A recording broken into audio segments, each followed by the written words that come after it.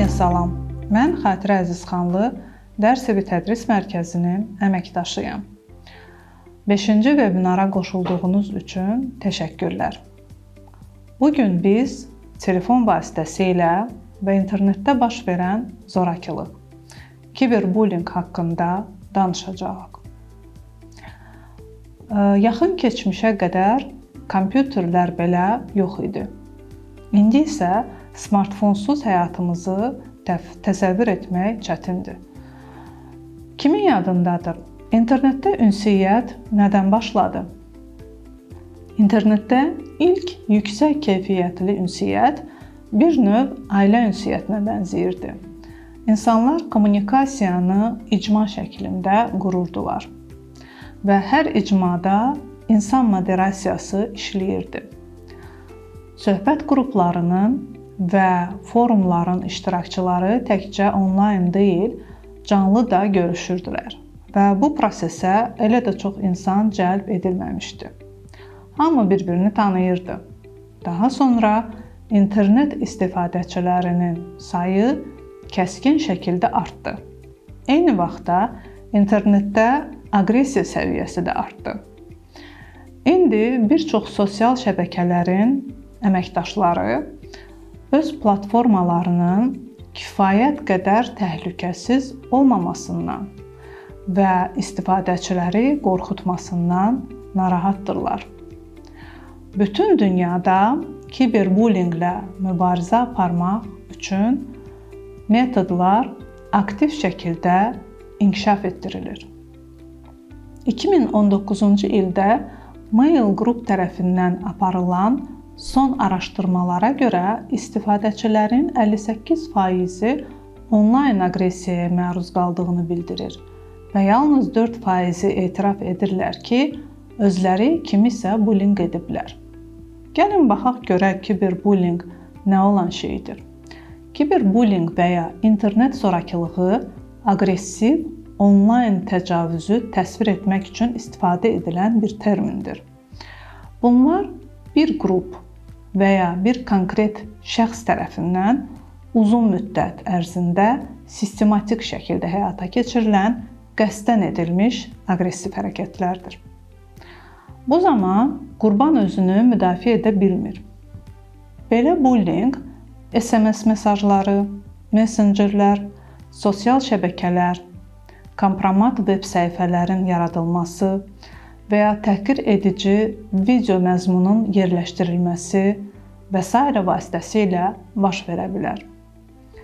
Belə aqressiv davranış hansı formada ola bilər? Gəlin bunu terminologiya səviyyəsində təhlil edək. İndi bir neçə əcnəbi sözlə tanış olacaq, amma biz uşaqların nədən danışdığını başa düşmək üçün bu sözləri öyrənməliyik. Trolling. Trolling zamanı aqressorlar internet saytlarında, səhifələrdə, sosial şəbəkələrdə və hətta ölən insanlara həsr olunmuş xatirə səhifələrində şəxsi aşağılamaq və təhqir etmək məqsədi ilə mənfi, böhtan və ya istehza xarakterli məlumatlar yerləşdirirlər. Hating. Bu mənfi şərhlər, mesajlardır. Bilirsiniz, bu çox vaxt öz mövqeyini əsaslandırmadan konkret bir şəxsə və ya hadisəyə qarşı yönəlmiş nümayişkaranə, nifrət və şəxsi tənqiddir. Flaming. Bu bir təhqir partlayışıdır. Publik şəkildə emosional mübahisə və replika mübadiləsidir. Ən çox söhbət qruplarında və ya sosial şəbəkələrdə, şərhlərdə baş verir.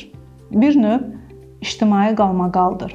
Bu hadisə daha çox publik şəkildə baş verdiyindən çox sayda insan münaqişənin bir tərəfini spontan şəkildə təhqir etməyə qoşula bilər. Elə olur ki, tərəflərdən biri qarşı durmaya çoxlu sayda təsadüfi şahidləri cəlb etmək məqsədi güdür. Oxşar hadisələri ulduzlara aid paylaşımların şərh bölməsində də müşahidə edə bilərik. Kiberstalking.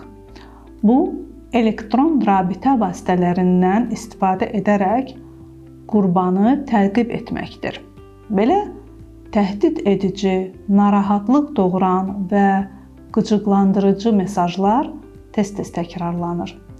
Onların məqsədi əlbəttə ki, qurbanı qorxutmaq, qanunsuz hərəkətlərlə və ya xəsarət yetirməklə hədələmək, çox vaxt yalnız qurbanı deyil, həm də onun ailə üzvlərini tənqid etməkdir. Aqressorlar sosial şəbəkələrdə və ya messengerlərdə qurbanlara bezdirici formada yazılar yazır. Seksual zorakılıq göstərir və başqa bir şəxsin həyatına inadkarcasına müdaxilə edirlər. Statistikaya görə onlayn təqibə ən çox qadınlar məruz qalır, lakin kişilər də bundan əziyyət çəkir. Kiberstalking haqqında məlumat verənlərin təxminən 60% qadınlar, 40% kişilərdir. Daha bir variant, virtual oyunlar uzun müddətdir ki, təkcə yeniyetmələr üçün deyil, bir çox insanlar üçün münasibətlərin mühüm hissəsinə çevrildiyindən, oyunlar üçün xüsusi olaraq onlayn bullyingin ayrıca bir növü müəyyən edilmişdir. Griefing. Bu, oyunçuların çox iştirakçısı olan onlayn oyunlarında məqsədli şəkildə digər oyunçuları təqib etməsi prosesidir. Onların məqsədi oyunda qalib gəlmək deyil, digərlərinin oyundan zövq almasından məhrum etməkdir. Grieferlər asanlıqla aşkar edilir. Onlar aktiv şəkildə təhqirlərdən istifadə edir, oyunun bəzi sahələrini bloklayır və açıq şəkildə fırıldaqçılıq edirlər. Onlar oyunçulara təsir etmək üçün daha təhlükəli üsullardan istifadə edə bilərlər. Məsələn, xüsusi hazırlanmış hərəkət edən obyektlərlə yanıb sönən panel yerləşdirməklə oyunçularda narahatlıq və hətta epileptik tutmalara səbəb ola bilərlər.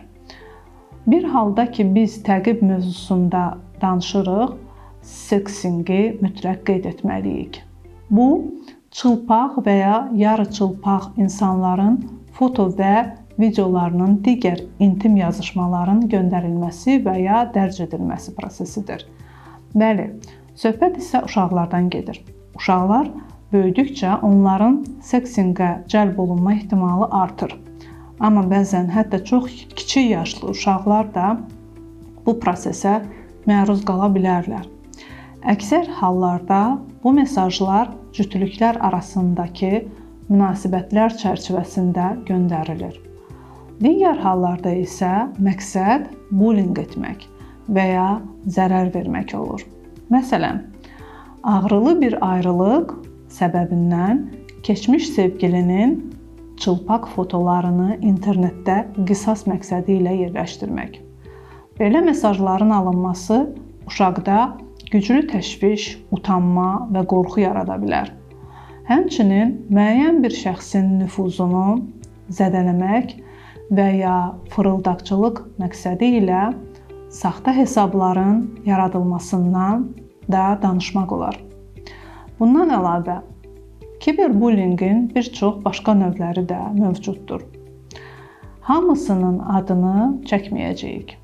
Əsas odur ki, bunların hamısını birləşdirən xüsusiyyətlər, aqressivlik, qurbanın bu cür əlaqəni dayandırmaq imkanının olmaması və əlbəttə zorakılığın virus tipli olmasıdır. Belə ki, istənilən informasiya şəbəkədə bir anda yayıla bilir, bullerin iştirakı olmadan belə.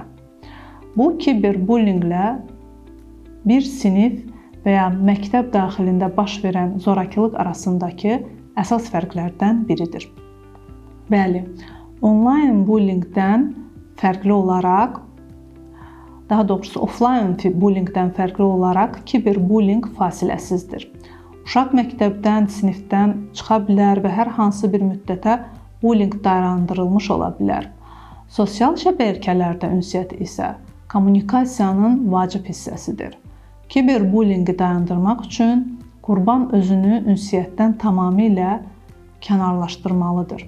Əks halda qurban gecə-gündüz əlçatan olacaq və hətta bu vəziyyətdə belə özünü ünsiyyətdən kənarlaşdıran uşaq səhər durub sosial şəbəkələrdə şəklini təhqir edici bir başlıq ilə görə bilər. İnternetdə bullying anonim də ola bilər.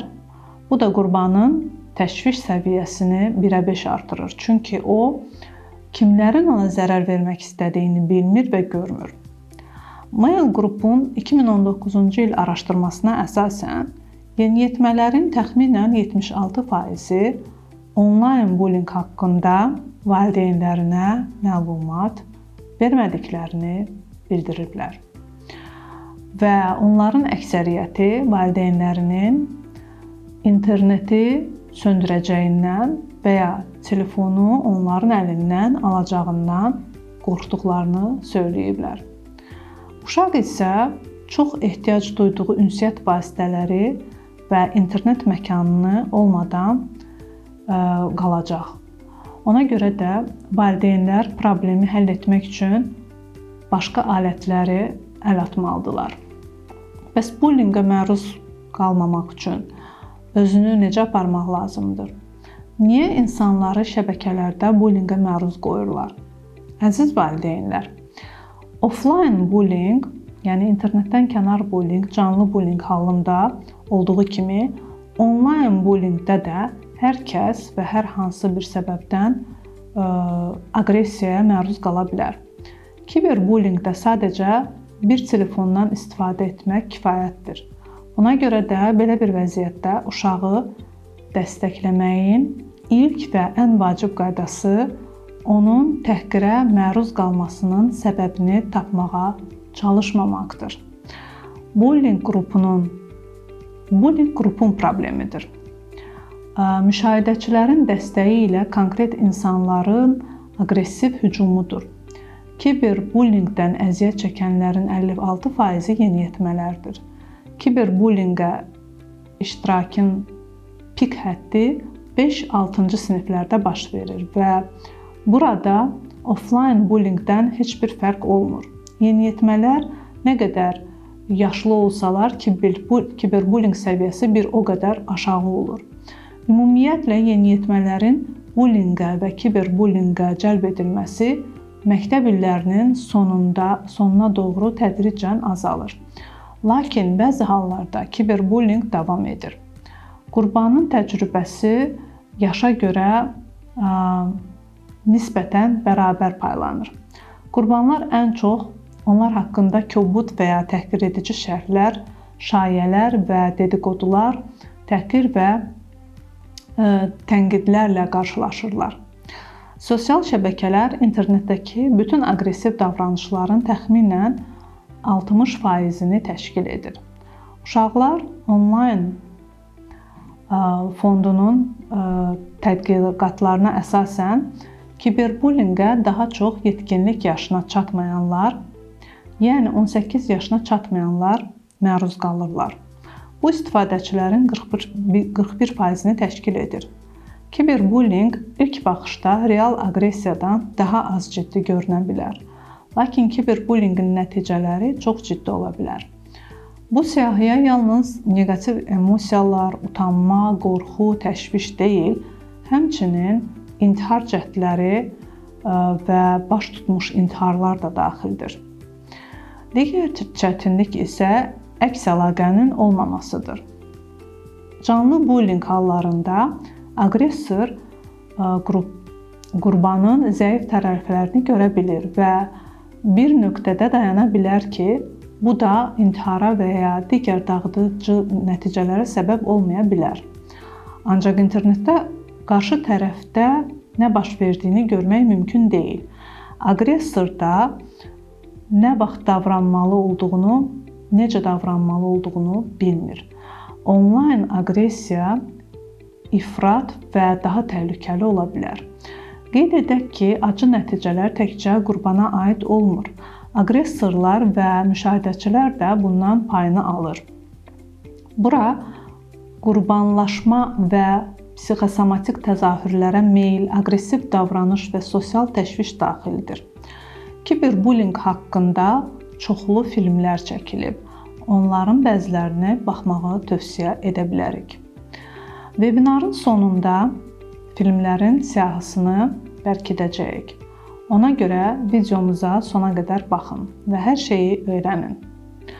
Uşağın nə hiss etdiyini başa düşmək üçün bilməlisiniz ki, o interneti təhlükəsiz bir məkan kimi qəbul edir. İnternetin aqressiv ola biləcəyi üzə çıxdıqda sürpriz effekti işə düşür və bu onu çox çaşdırır. Hər şey zərərsiz, əyləncəli, yaxşı getdiyi halda uşaq qəfildən aqressorla təkbətək qalan qurbana çevrilir.